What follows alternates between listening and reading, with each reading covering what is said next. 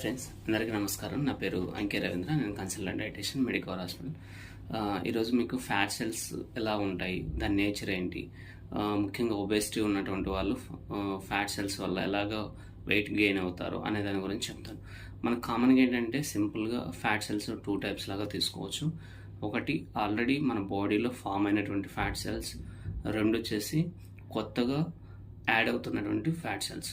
బరువు తగ్గాలనుకున్న వాళ్ళు fat cells కొత్తగా యాడ్ అవ్వకుండా చూసుకోవాలి.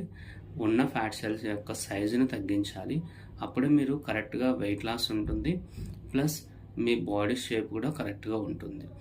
లేదంటే కొంచెం వేరియేషన్, అంటే మనం తగ్గిన వెయిట్ మళ్ళీ పెరగడం తగ్గడం ఇలాగా అన్కంట్రోల్డ్ అనేది ఉంటుందన్నమాట. సో ఇవన్నీ కూడా మీరు మైండ్లో పెట్టుకొని మీరు డైట్ స్టార్ట్ చేసేటప్పుడు కరెక్ట్గా ఫాలోఅప్ చేసుకుంటే, మరియు కరెక్ట్ గైడెన్స్ తీసుకున్నప్పుడు మీరు హెల్తీ వెయిట్ లాస్ అయ్యేదానికి అవకాశం ఉంటుంది. మరియు